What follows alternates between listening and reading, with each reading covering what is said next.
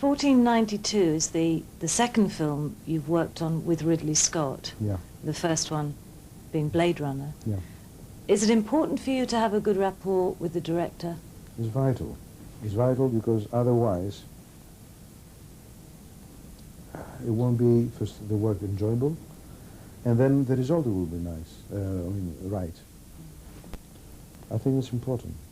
I like very much Ridley. I like what he does, and as an experience to work with him, because I can explain. It's quite crazy. I mean, crazy situation. I'm going to say Ridley's crazy. Yeah. First of all, explain to me what he wants to do. I mean, I'm talking about, well, Ridley or any director. Let's take the case about Ridley, right? Then I wait to see the first assembly, the first rushes, the rough cut, as we call it.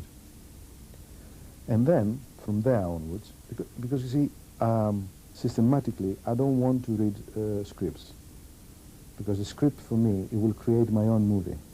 Unless I'm working with somebody else and it's a collective work, I don't want to create something which is totally independent from his visual point of view. So I prefer to see what he has to propose visually, and then I join in. So then when I see the first rough cut, I start playing, composing, as you call it. I don't know. You call it. And that's it. Nothing more complicated than that.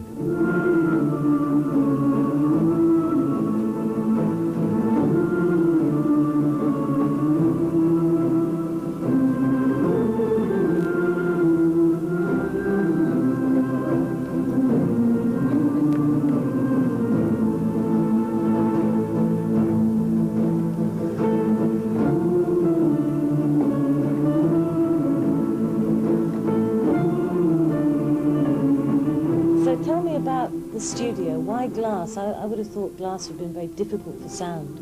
Okay, why? It's very easy, because I would like to feel the changes of the day and the seasons. And I hate and I'm tired to be in studios which are, you know, underground or between brackets extremely well soundproof and all that. All that is tiring in the end.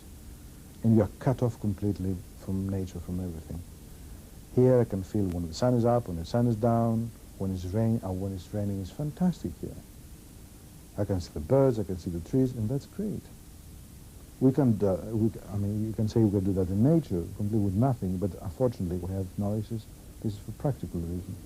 But to have glass is almost the same. You've written music for many films, Antarctica, Bounty, Missing, but you haven't released soundtracks or musical scores from all of them. This is another problem again. How many albums are we going to release every year? Because now you're talking about a very small area again, which are films. But if I release everything that I do every year, maybe I should release about maybe 20 albums a year. And if we talk about the music I've done for Jacques Cousteau, that makes another album. And if we talk about maybe 3 symphonies that I've done the last, you know, few months, that's another maybe 3 albums. And if we talk about, I don't know, the theatrical performance, the Medea in Spain with Irene Papas, that's another album. So how many albums we have there? Who's going to cope with this? And maybe people that don't want to have all that. I don't know.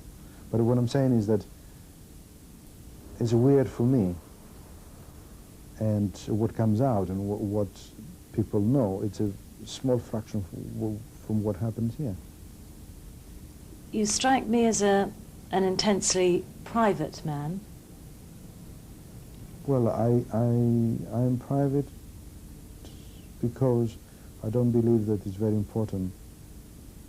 There are so many things happen today and people have so many problems. I don't think it's room for personal stuff to go out and personal careers. It's an unnecessary luxury. I think the most important is the work. And I feel, I mean, that when people, I don't want to impose to people my private life because it's quite egocentric. So I think, I mean, even what we're doing now, it's something very rare. I don't do it, as you noticed. So where and when are you at your happiest? When I achieve a moment of harmony, and that can be achieved in anything, by playing, by eating, by doing nothing, by being with someone, simple things. And simple things in here, not there. Because that's another thing. We think we have to go there to be happy. You can be here.